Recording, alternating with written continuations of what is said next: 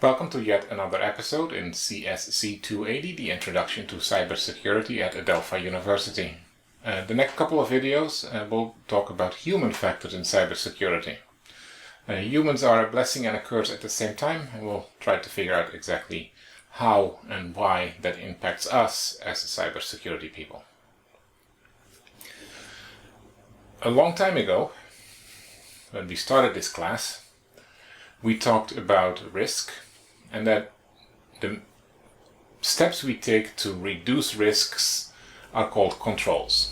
And we said, controls can be seen as physical controls, things we can touch and see. They could be technical controls, things we build into our computer systems like authentication and access control, or they can be administrative controls. And the administrative controls are primarily focusing on humans. A computer doesn't really care much about what rules and regulations we've written. It only cares about the code it's executing after all. So people are great, but people are also sometimes not so great. People make mistakes. We know that, and mistakes cause problems. Well, all of them do, but a fairly large number of mistakes can lead to issues, to human vulnerabilities, so to say. Of course, in addition to making mistakes which are accidental, people can also intentionally cause these vulnerabilities, do things they're not supposed to be doing.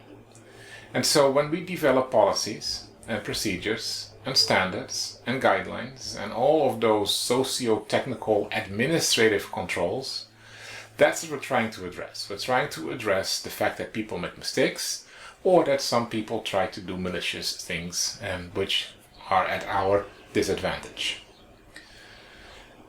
Humans are unpredictable, and that makes it a lot harder. If I program a computer a certain way, that computer will behave that certain way each and every time. If I tell a human not to do something, I have a chance that they will follow those rules, but I most certainly do not have any reassurance that they will actually do that. So that's the realm of administrative controls, and in this case of human factors in cybersecurity, when it comes down to defense. So what we need to do is create rules. But rules is a very broad term. It's a term that's also not very specific. In particular, when we define these rules, or if you want to call them administrative controls or administrative countermeasures, if you want to be real fancy, we have to figure out what kinds of rules we have. And the first one is a policy. A policy is a high-level statement of management intent. And that means that a policy should not have necessarily very specific details about what technology to use and under which circumstances to use this or that technology. It also shouldn't be something that could be outdated by technology a month or two or maybe 5 later. The whole point of having these policies is to write statements that are broad yet specific and that can last for years without having to be substantially revised. They should, so for example, requiring people to type a password of at least 8 characters long, that is not a policy. The policy might be to say, okay, we require strong forms of authentication. And then what strong means, that evolves over time. But the policy shouldn't specify what that is, because that means that every time that your understanding of strong changes, your policy has to change as well. Rather than capturing that in policies, you should be capturing that level of detail in procedures, with step-by-step instructions on how to do something. They are mandatory. A policy and also a procedure is not something that you can choose to deviate from, and if you do, you're in violation and could be subject to consequences.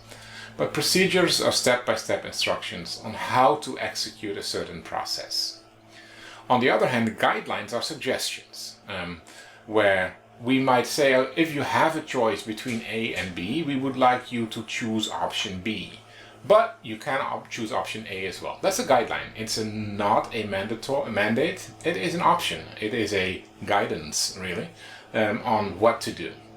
It can be helpful, and you probably have to have some decent reasons why you would choose not to follow guidance. But if you do have a reason and it's substantial enough, then that is, in many cases, good enough. And then lastly, we have standards. And standards come down to often technology. What technology do you use to execute, for example, a procedure? How do you configure that technology?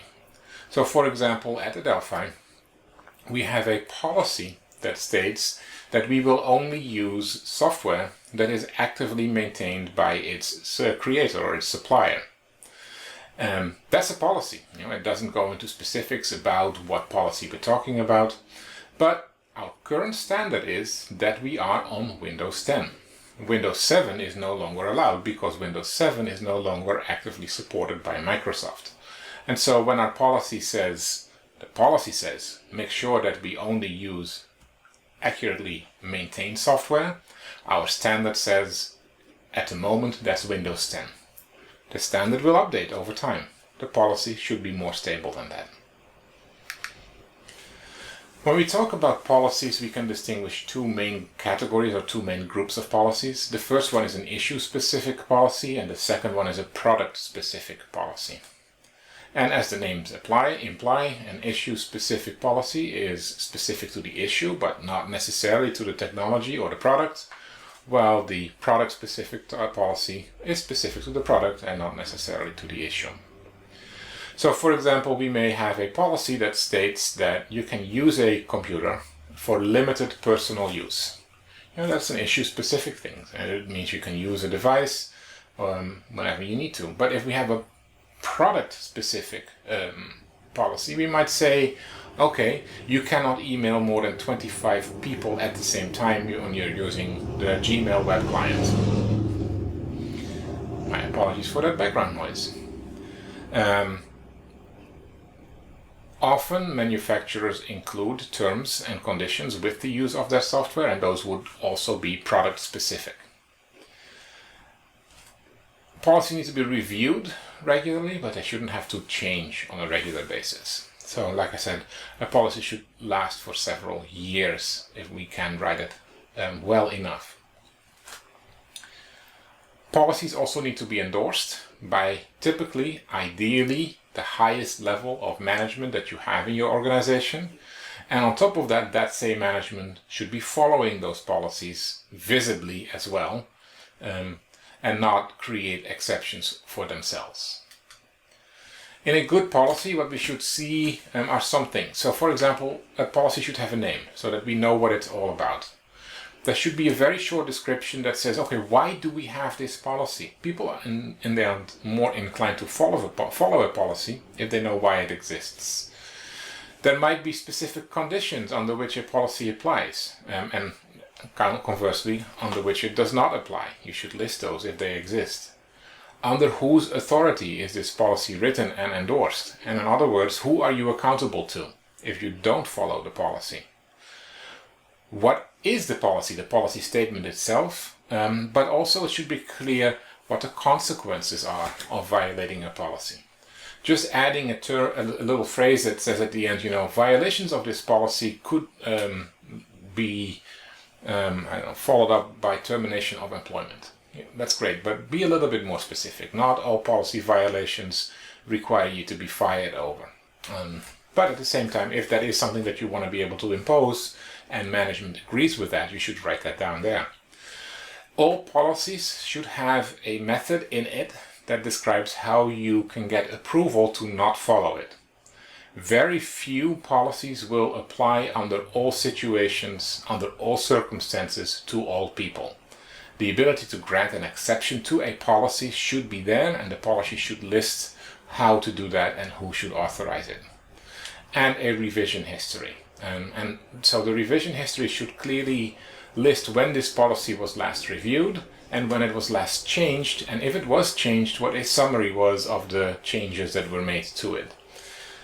Each one of those should be written in very clear and concise language rather than be pretty much a legal contract. You want policies to be able to be understood. You don't want it to be obscured by words. Now, the policy authority is important. Like I said, we need to know who mandated the policy, but that also means that you now know who you're accountable to if you violate it. Ideally, the highest level of governance at Adelphi is the Board of Trustees, or in other commercial companies could be a Board of Directors. They typically aren't that level of authority. That might be delegated to a Chief Executive Officer, for example. But you want to be able to have that as high as you can, so that you don't end up in a situation where you have to argue with someone that says, well, this wasn't my manager who implemented this policy, so it doesn't apply to me. You want to make sure that it's really clear what the scope of the policy is, and the best way to do that is to have it endorsed at the highest possible level.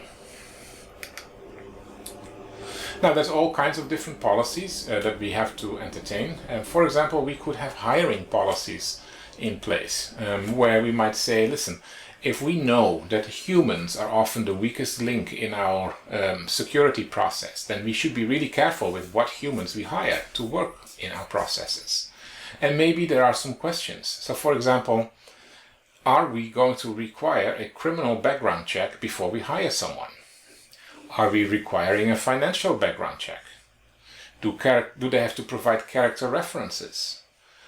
Do we have requirements for what the qualifications of a candidate should be? Can we identify their identity? Do we have an expectation of confidentiality, and who can actually make the final decision on what candidates to hire? These are all good questions to ask, but they also need to be answered.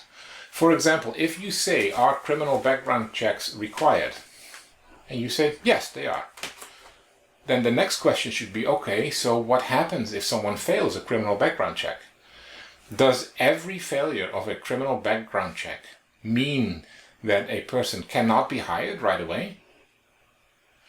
That you could say that's kind of unfair. The whole point is, once you've served your sentence, you've paid your debt to society, and you should be able to start with a clean slate. But maybe you might want to consider and say, listen, if someone was convicted for a fraud claim, and you're going to put them in your finance department, that might not be the best combination. So whatever the deal may be, whatever your decision is going to be, each answer to some questions may lead to new questions. So, for example, are candidates sufficiently qualified academically and professionally? In other words, do I need my candidates to have a college degree before I can hire them in a particular role? Or, if they can demonstrate professional experience, is that good enough? Now, if the answer is, well, professional experience is a substitute for academic qualifications, the next question becomes then, okay, how can I objectively measure that professional experience? We know that academics and academic qualifications are vetted pretty extensively. That's why we grade people and why we give them GPAs and pass-fail requirements and all of that. But how do you assess a professional requirement? If you say that that's okay to do, then you have to also specify under what circumstances you can accept someone and who can make that decision. All of those questions will come up, and so the more that you can answer those in policy, the better off you are. Because they need to be answered, so you might as well do that up front. Other policies could be technology policies, and the most common example of that is your acceptable use policy, which typically said things like only authorized use of the resources, all activities will be monitored and are subject to inspection, you do not have a reasonable expectation of privacy, any data you manipulate should be considered confidential and is the property of the organization you work for. A lot of those things are typically present in an acceptable use policy. Typical, at least, the intended use. You will be given access to this system for the purpose of. But should also mean that you can then say, but you shouldn't use it under these circumstances. For example, I might say, if I'm in sales, I might get access to my customer relationship management, and I can use that to prospect potential customers and pitch offerings to them, make deals with them, but you're not allowed to take a copy home or download it before you leave the organization to go to a competitor, for example. And what kind of expectations do users have? What are the consequences of violations again? Like any policy, that should be in here as well. Expectation of privacy, mention that, and authority for investigation and monitoring. All of those should be part of acceptable use policies. When we meet in class for our synchronous session, I will take a look at, for example, the Adelphi acceptable use policy, and we'll figure out what we can and cannot do with Adelphi's technology and under which circumstances. Technology is not the same thing as data. Data can exist independent of technology, just like technology can exist independent of data. So we should also need to have some policies regarding data. So, for example, who owns this data? Who can make decisions about the data and who has access to it? How long do we keep this data for? And when we get rid of it, how do we do that? Who does that? How do we make sure that the data we have is of sufficient quality, so data integrity? And who secures that data? All of those should be things captured in policy as well. Initially in policy, then the policy should be refined to standards and procedures. And especially when it comes to PII, personal identity information, we have to also take into account that there is a whole legal framework of qualifications and requirements that kind of data has to meet. So again, different type of policy. Policies are worthless if you don't enforce them. I can write all the rules I want, but if you don't act on people not following the rules, you might as well not write them. I am recording this in the middle of the COVID pandemic, and Governor Cuomo in New York has issued an executive order to mandate the use of face masks when out and about and socially distancing is not an option. Yet, anytime I walk around, I see whole clusters of people at playgrounds, at public open air areas, on the street, who are practically on top of each other and who are not wearing masks. Now, whether mask wearing is effective or not effective, that's not a discussion we're having here. The discussion is, it was mandated. People aren't doing it. We're not enforcing it. And what does that mean? It means that the mandate is worthless. It would have been a suggestion where I say, hey, we strongly encourage people. That's great, then people can make that determination for themselves. But the way that it's phrased is that you have to. Well, you have to, but it's not enforced. Therefore, why bother in the first place? Those consequences should be clear. It should be clear who enforces the policy, under what circumstances the policy is enforced, and what the consequences of violating the policy are. It should also be clear how policies are enforced. So organizations should really maintain policies that state who is allowed to do investigations, for example, who is allowed to override maybe certain privacy controls in order to find out what happened. And in the end, who is allowed to impose a sanction. We want to separate those out though. We want to make sure that the people who do the investigation are not the people who impose the sanctions. We do the same thing in the criminal justice system. Police does the investigations, the judge and the jury impose the sanction. The judge doesn't investigate, that's the DA's office. So all of those considerations apply to the little microcosmos of an organization as well. With regards to governance, that's what we need to be aware of. Administrative controls take the form of policies, procedures, guidelines, and standards. Those need to be enforced, so it needs to be clear who is enforcing them, why they're enforced, how they're enforced, and under what circumstances they're enforced. Those should also all have steps in them to say how exceptions can be granted. We also talked about some examples of these policies, but in the end, enforcement is a human action. It's administrative controls that we're talking about. In the next video, we'll try to talk a little bit about how we can make sure that these administrative controls are indeed followed, at least to the larger extent.